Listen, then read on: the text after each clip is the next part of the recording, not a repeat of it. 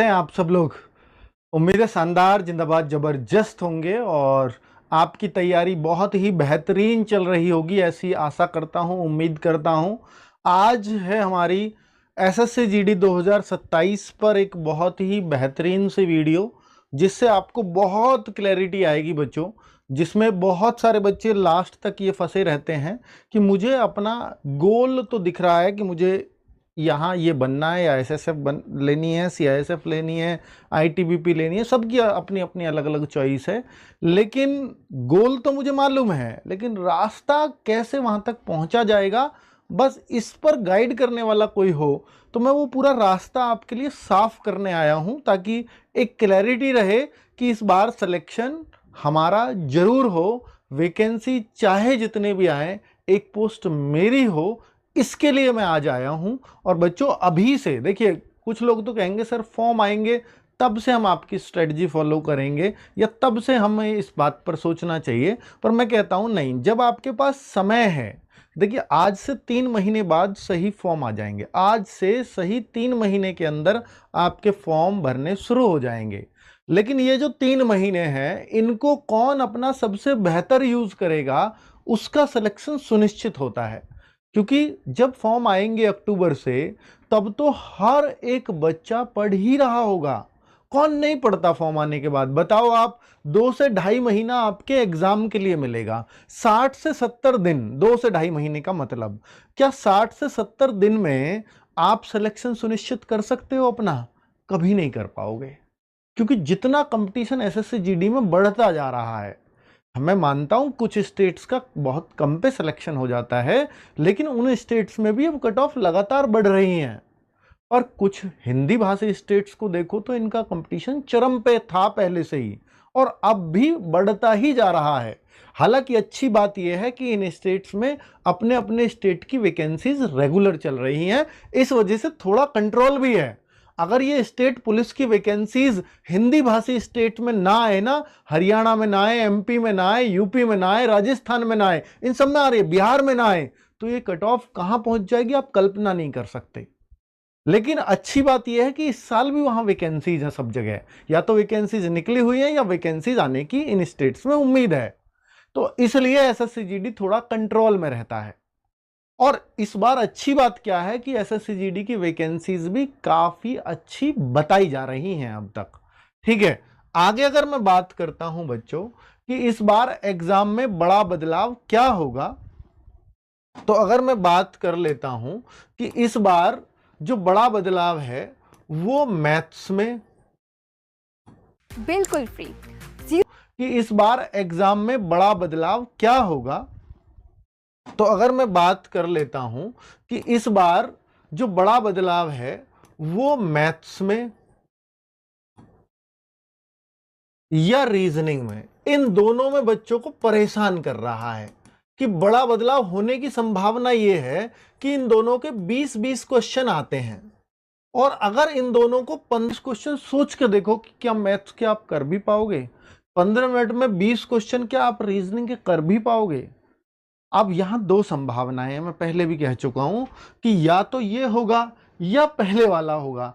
पहले वाला हुआ तो कोई समस्या नहीं, अब से थोड़ी सी करके चल सकते हैं क्या? अगर ये आया भी ना बच्चों ऐसा, तो फिर मैथ के क्वेश्चन आसान आएंगे, रीजनिंग के क्वेश्चन आसान आएंगे। आप देखो, जब से टाइमिंग लगी है उसके बाद जहां जहां क्वेश्चंस आएंगे वो निश्चित तौर पर आसान होंगे। अभी तक ये सिर्फ फॉलो कहां हुआ है, अब लग तो सब में गया है, सीजीएल में भी है, सब में नियम है, लेकिन अब पहली बार इस पैटर्न पर सवाल आएंगे। और जो आया है एक बार सीपीओ में आया है, अब तक पिछली साल ही हुआ था वो, तो वहां भी पेपर देखोगे तो आसान रहा है, और कट ऑफ देखोगे तो काफी डाउन आ गई है। तो यह चीज, ये नियम लग गया तो। पर आप याद रखना बच्चों कि अगर रीजनिंग में आपके पहले 22 मिनट लगते थे और अब आपको 15 मिनट में करने को आ गया, रीजनिंग में तो 20-22 ही लगते थे ना पहले भी, अब 15 मिनट में करने को आ गया, तो आप यकीन मानना 17-18 क्वेश्चन 15 मिनट में भी कर दोगे। वो जो 2-3 प्रश्न होते हैं ना, वो जो 2-3 प्रश्न होते हैं, वही आपके 5 से 7 मिनट ले जाते हैं। तो इसलिए घबराने की आवश्यकता नहीं है, मैं 17-18 करके संतुष्ट हो जाऊंगा। और जो 17-18 यहां भी मैं 15 मिनट में 17-18 क्वेश्चन करने की सोचूंगा। थोड़ा वीक है उनको इसमें फायदा हो जाएगा। कैसे फायदा हो जाएगा कि जिसका अच्छा होता था वो 20 में से 20 करके आता था, हार्ड क्वेश्चनों के लिए उसके पास टाइम होता था, मैनेज कर लेता था, जीएस और हिंदी के टाइम को इसमें दे देता था। लेकिन जिस बच्चे का मैथ्स कमजोर था वो पहले भी 15, 16, 17 तक अटक जाता था। और तो ये फायदा आसान मैथ वालों को हो गया, जिन बच्चों का थोड़ा मैथ्स थोड़ा टफ लगता है जिनको, उनके लिए ये फायदा हुआ है। और चूंकि ओवरऑल कट ऑफ 5 से 7 क्वेश्चन डेफिनेटली डाउन आ जाएगी, यानी 10 से 15 नंबर डाउन आएगी ही आएगी सिर्फ इस वजह से। तो इसलिए इस बदलाव से आपको घबराना नहीं है। संडे हम इस पैटर्न पे आपको पेपर देंगे, एक संडे जैसा पहले पैटर्न चल रहा था वैसे पे पेपर देंगे आपको, ठीक है। चलो अब देखो बच्चों, फॉर्म और एग्जाम और वैकेंसीज। फॉर्म में बता चुका हूं अक्टूबर में आने, एग्जाम बता चुका हूं, नहीं बताया तो सुन लीजिए, फरवरी में होना है, बिल्कुल फरवरी टू अप्रैल दिया हुआ है कैलेंडर में, क्लियर। वैकेंसीज की बात करूं तो देखो, पिछली बार की वैकेंसीज जो अभी जिसका आप एग्जाम दे के आओ, जिसके रिजल्ट का वेट कर रहे हो, अर्थात 2026 की, उसकी भी सुनने में आ रही है वो भी बढ़ेंगी। अगर वो बढ़ गई तो भी ठीक, अगर वो नहीं बढ़ी तो इसमें और बड़ी वैकेंसीज आएंगी। अगर वो नहीं बढ़ती हैं तो ये 60,000 प्लस वैकेंसीज जाने की उम्मीद रहेगी।